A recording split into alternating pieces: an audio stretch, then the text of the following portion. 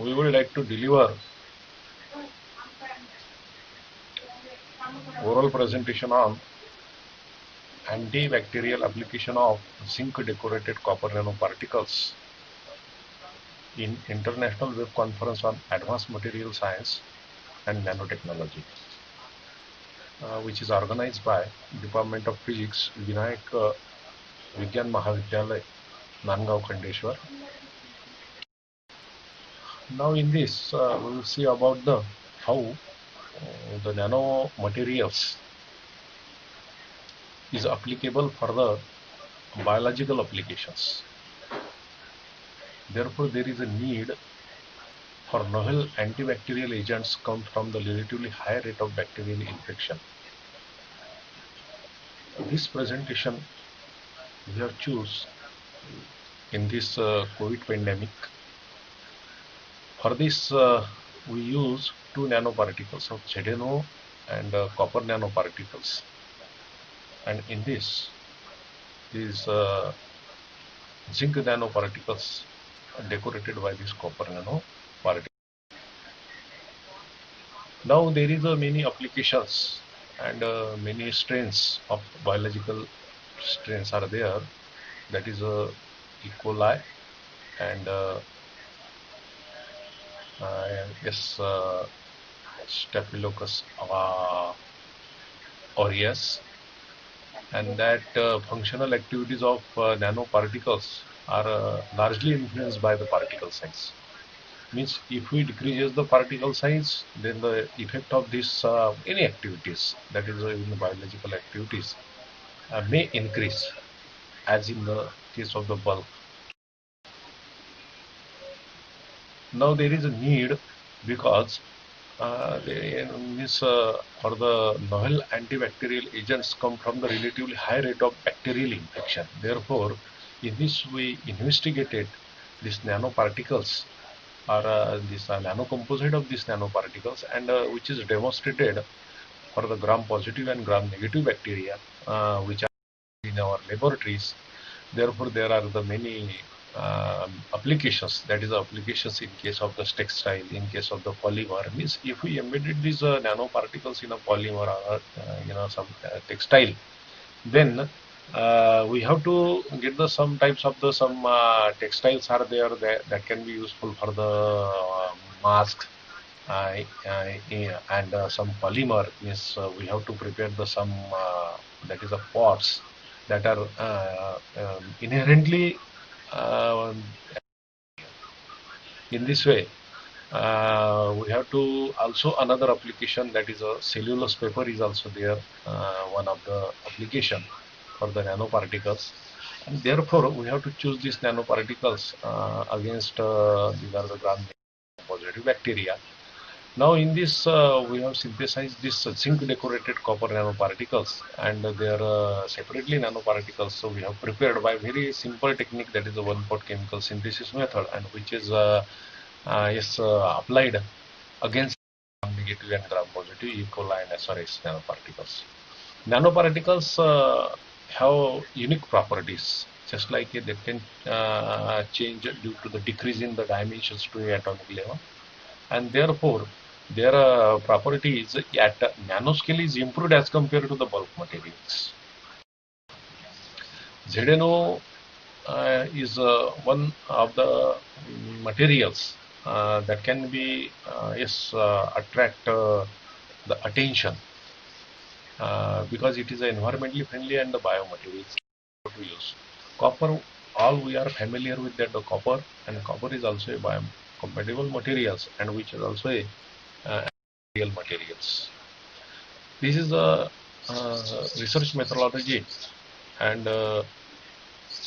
in the research methodology we will see about the characterization of that materials, characterization of the materials by using this XRD analysis, UV visible, then scanning electron microscopy. Means all these are analysis we have to done here for the nanoparticle and nature of this.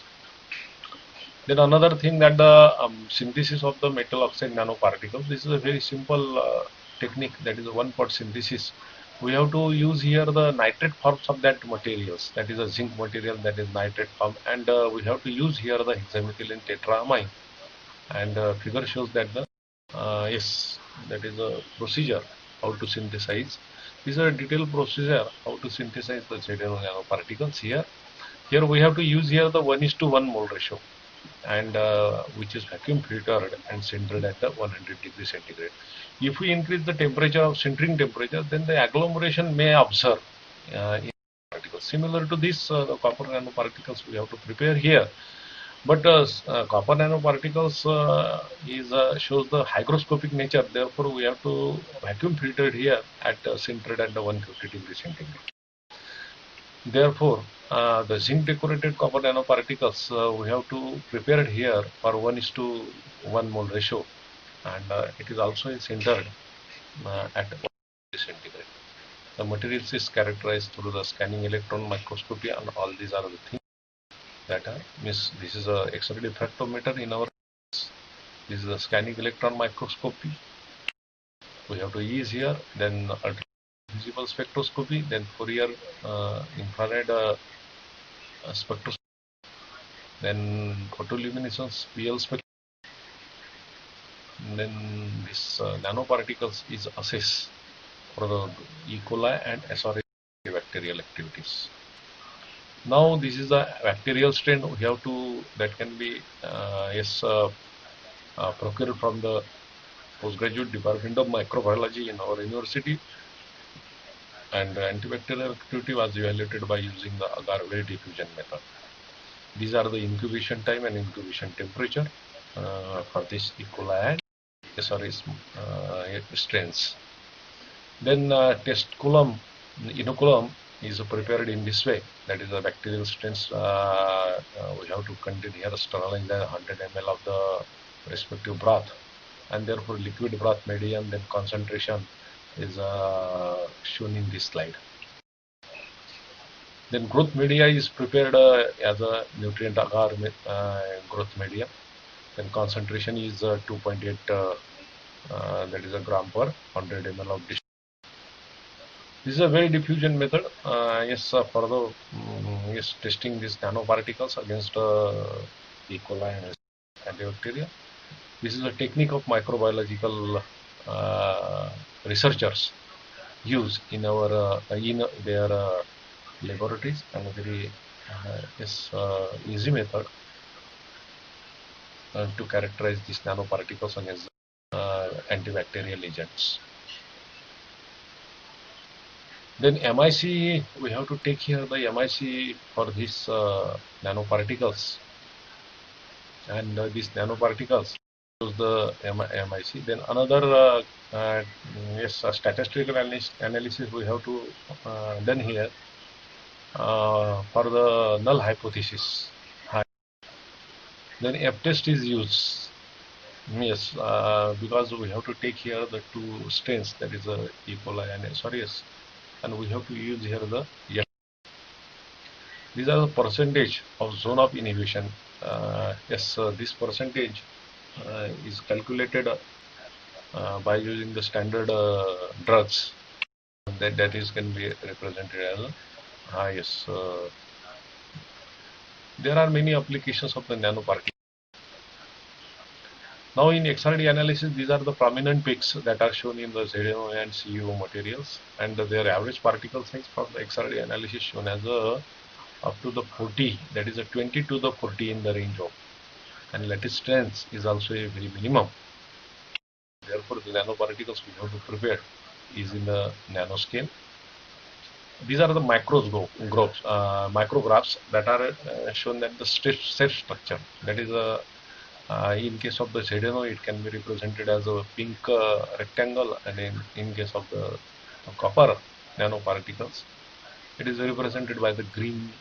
Yes, the shape is like cauliflower. Now this UV-Vis analysis, in this UV-Vis analysis we have to get the band gap, that is a band gap in case of the nanoparticles. Now this is a band gap is a differ from that bulk, therefore the materials we have to prepare is in a nanoscale. Antibacterial activity. This is the antibacterial activity against the E. coli that are shown. But the zinc nanoparticles is shown the against the ER does not show the remarkable antibacterial. These are the zone of inhibitions. We have to take here that the different concentration of ZNO and different concentration of the copper nanoparticles, and as the concentration increases, the ZOI of this concentration will increase.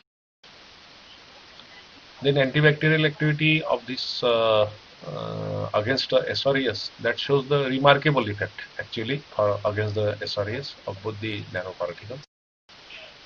These are the MIC that's shown, which is ZOI is maximum as compared to the E. coli. This is for the ZOI for our zinc decorated copper nanoparticles that are shown in this figure. The statistical analysis we have to take here is a F test. The ZNO that shows the null hypothesis, that is also rejected, and therefore both the observations against the E. coli and SREs are different.